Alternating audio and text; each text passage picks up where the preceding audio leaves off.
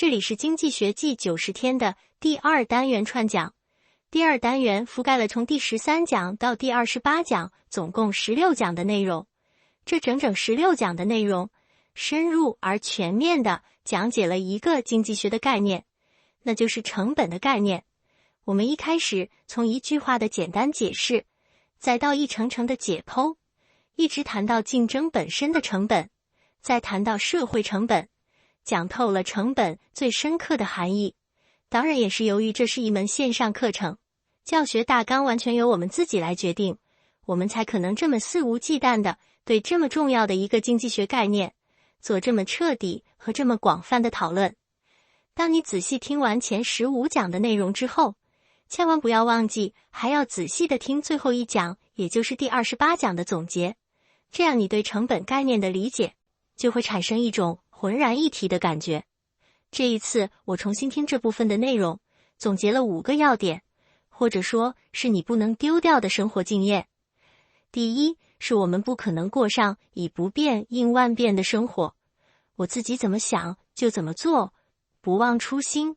与世隔绝。这些愿望可能是好的，但现实生活中却往往做不到。原因在于，我们所做的规划，所采取的行动，都是有成本的，而这些成本并不由我们自己决定，而是由社会其他人的看法决定的。所以我们的规划，我们的权衡，我们的决策，就会经常受到社会其他人的影响。我们毕竟生活在一个跟大量的陌生人一起协同互动的社会里，正确的摆正我们自己和社会之间的关系，是我们取得进步的一个重要的起点。我们说读书不只要读字和句，还要读出字里行间的含义。第14讲，你的成本由别人决定，就是一个典型的例子。第2单元的第2个重点是，我们在做决策的时候，永远要向前看，向未来看，而不是向后看，向过去看。这是第16讲，沉没成本不是成本所包含的重要意义。我们所有的决策都是在某个特定的时间点上做出的，决策的正确与否跟这个时间点有重大的关系。时间点不同，决策就不同，也只有这样才能殊途同归地达到一个目标，那就是效率最大化，损失最小化。第2单元第3个重点是价格决定力量的反向关系，或者说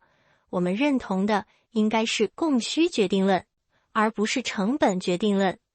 我们在这门经济学课以外所接触到的所谓常识，是一个产品的原材料的价格决定了这个产品最终的售价。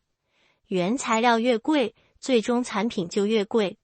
面粉越贵，面包就越贵，地价越高，房价就越高。但在我们这门经济学课里，我们学到的内容恰恰是相反的，这当然也是我们这门课很重要的知识点和亮点。我们说是最终产品的供应和需求决定了最终产品的价格，而这个价格又再反过来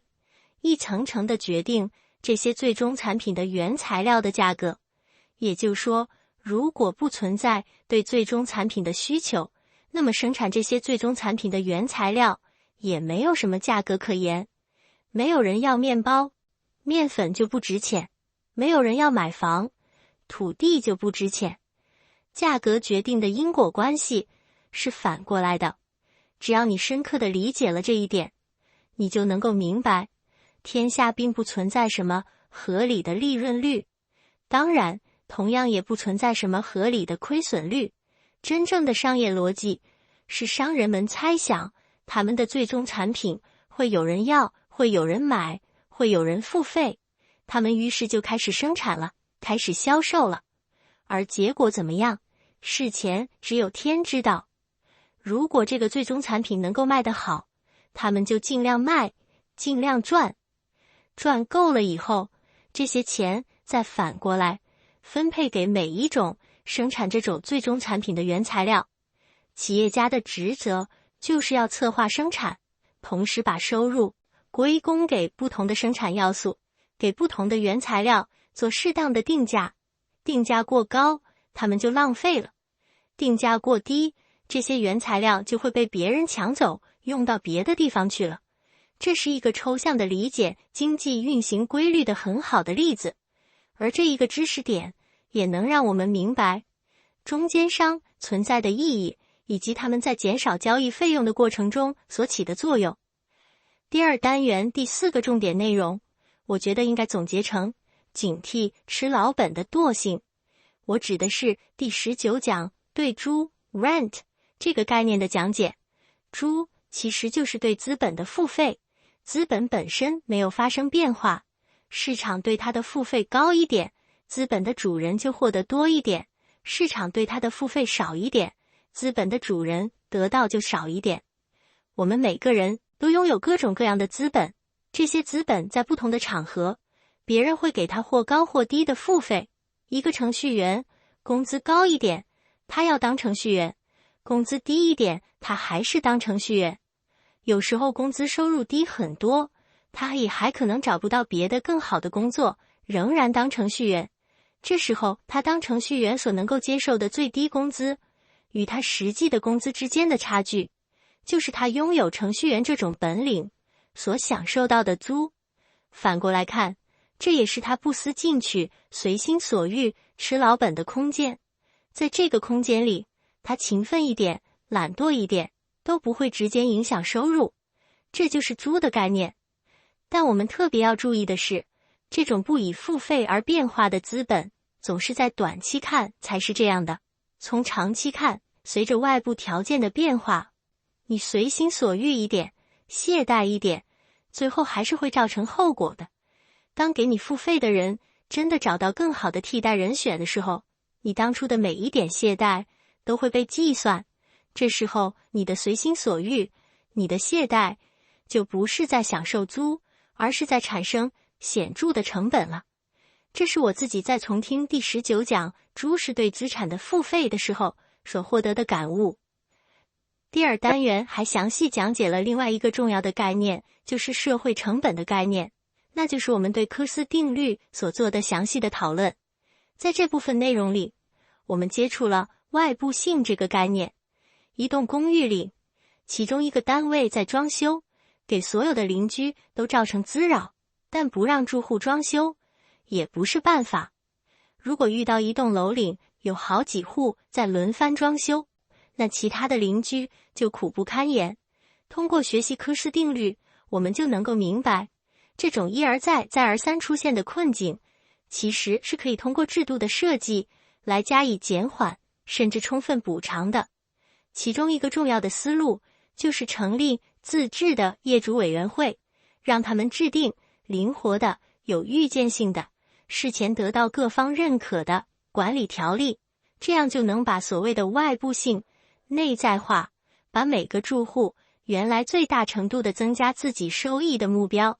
转化为最大程度的增加所有住户的利益的目标。比方说规定装修的时间、装修的季节、装修住户对邻居的补偿、装修工程的规模等等。事实上，从世界各地，特别是大城市的经验看，这些业主委员会所达成的规定五花八门，应有尽有。能不能把自己的单位随便卖给别人？新来的业主必须经过哪些资格审查？这些规定往往超出了人们的想象，而实际上，这些规定越细，人们所享受到的自由其实更大，对各种外部性的处理其实就更妥当。这是我这一次重听关于社会成本的内容的时候所想到的。好，这就是第二单元串讲的内容。接下来你需要在2周的时间里完成第二单元的学习，并在留言区里写下你的学习心得和想问的问题。如果你学有余力，按照课表提前学完后面的内容，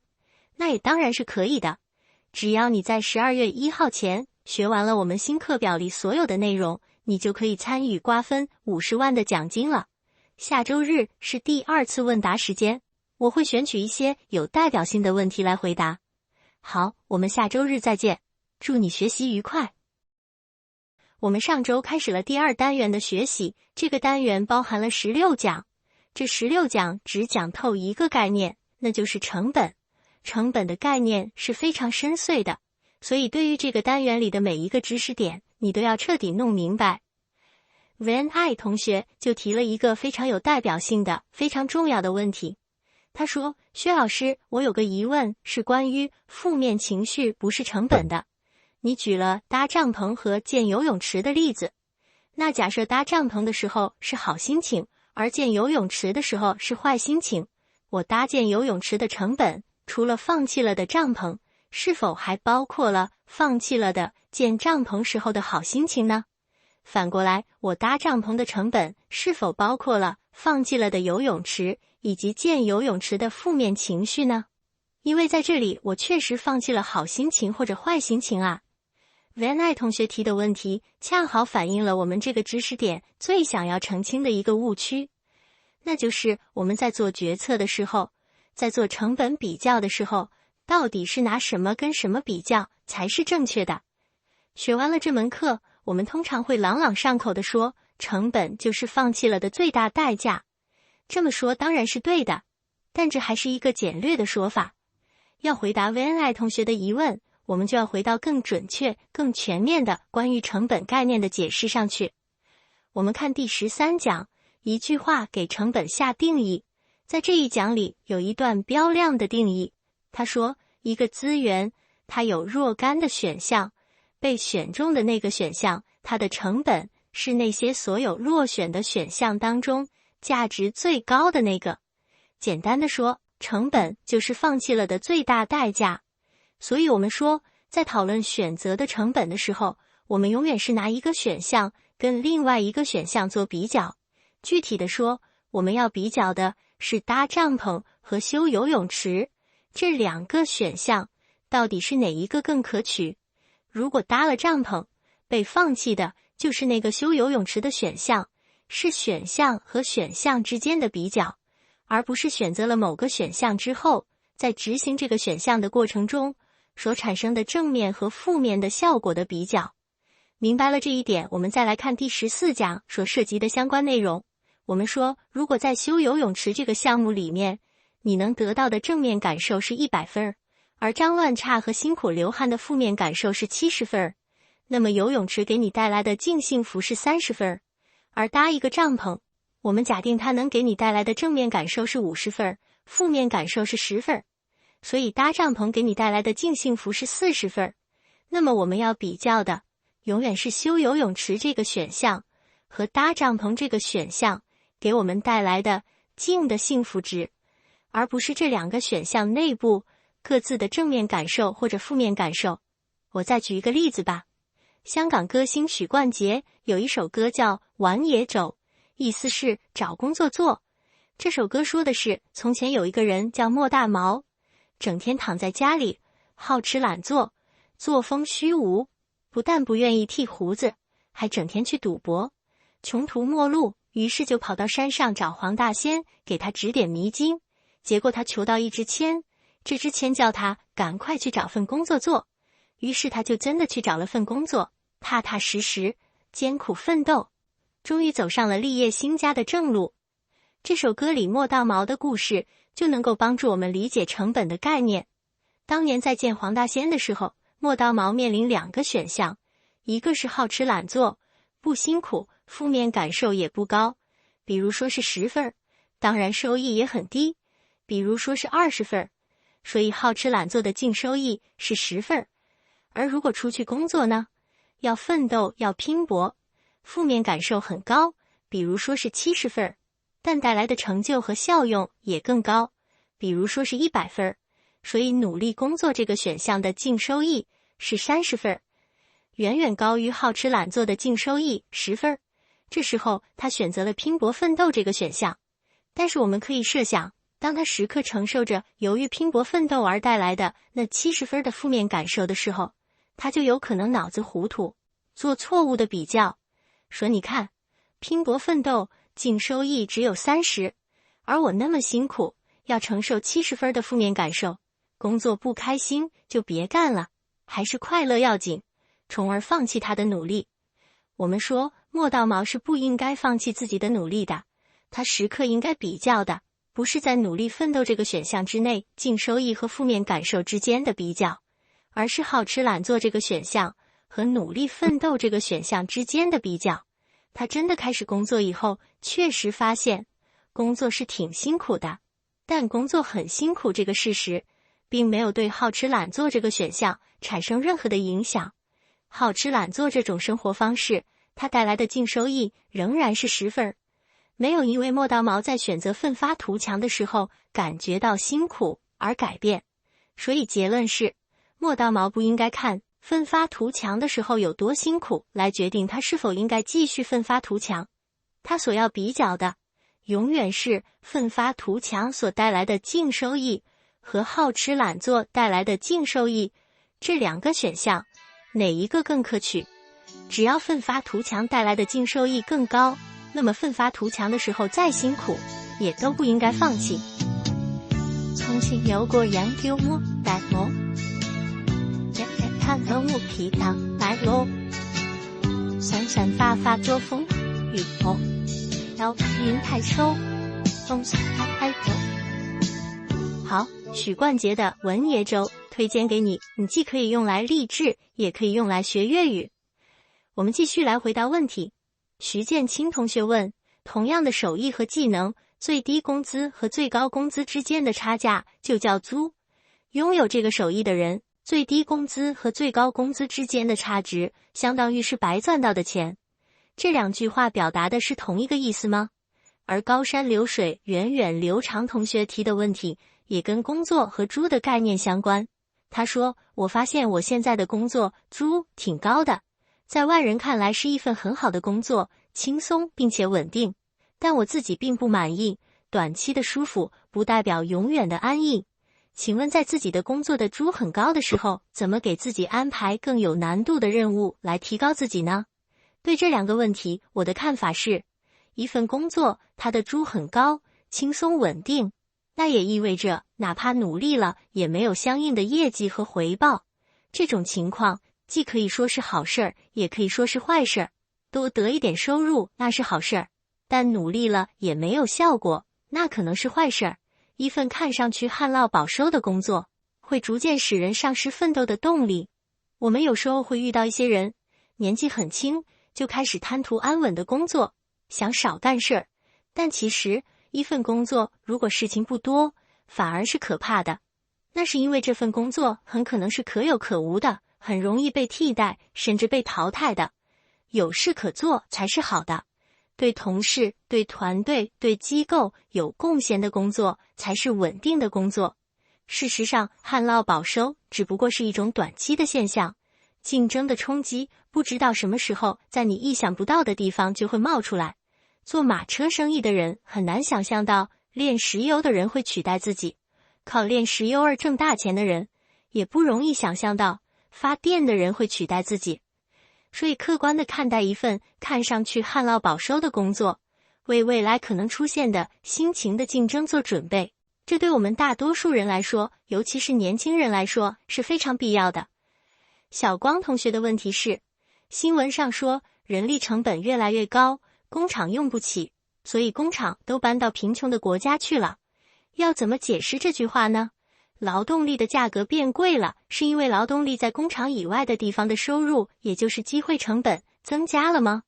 我對小光同學的回答是，人力資本的上升，既可能是由於人力資本在別的地方，比如第三產業，他們的收入增加了，也可能是由於工廠所在的位置受到其他行業的爭奪，地價變貴了，工廠沒辦法繼續在這個地方開下去了。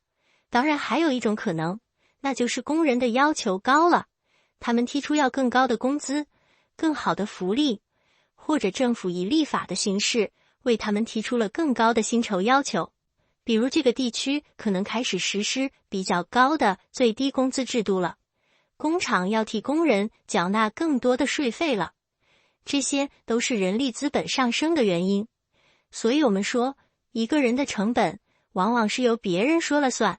以不變應萬變，常常是行不通的。面對這種情況，最好的辦法還是積累自己的經驗，提高自己的手藝，增加自己的知識，這樣才能配得上越來越好的機器，越來越貴的位置，以及越來越進步的同事。最后是天平地平同学的问题，那些看不见的成本，或者那些还没有被我们想象到的成本，也算是成本吗？我的回答是，你看不见或者没想象到的成本，只要你本来是能够做出选择的，那就算是你的成本。今天在月球上面可能的幸福生活，不是我们的成本，因为今天的人还根本不能够到月球上生活。但如果你是一位青壮年，生活在农村，那在城市里的生活就可能是你的成本了，因为你完全有可能到城市里工作和生活。200年前，禁止器官移植的法律不会造成任何的成本，因为那时候器官移植的技术根本不成熟，不可实现。但在今天，随着器官移植的技术越来越成熟，禁止器官移植的法律所带来的成本就越来越高了。所以，如果我们要做合理的选择，尽量把那些不容易看见、不容易想象到的成本也计算在内。有一个很重要的办法，就是要不断地拓宽自己的视野，不断地跨界。就像周其仁老师常说的，不断地掂量自己这几十斤该往哪里放。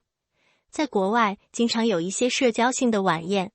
来自不同背景的客人端着一杯饮料，在没有座位的场子里走来走去，跟陌生人交谈。不习惯这种安排的人会觉得跟陌生人聊天挺尴尬的，所以一旦见到一个认识的人，2个人就整晚待在一块儿，说自己的事情，避免跟陌生人接触。我自己参加过一次这样的聚会，后来主办者非常生气，说只跟自己认识的人交谈是不礼貌的，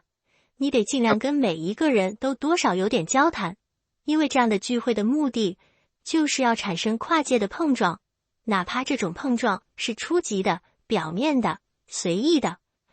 好，我们这次问答就到这里。我希望你学完每一讲都在留言区里写下你的收获、你的感悟和你的疑问。你的留言我都会看到，我会选出有代表性的内容做答复。好，下周日是第3单元的串讲，我们到时见，祝你学习愉快。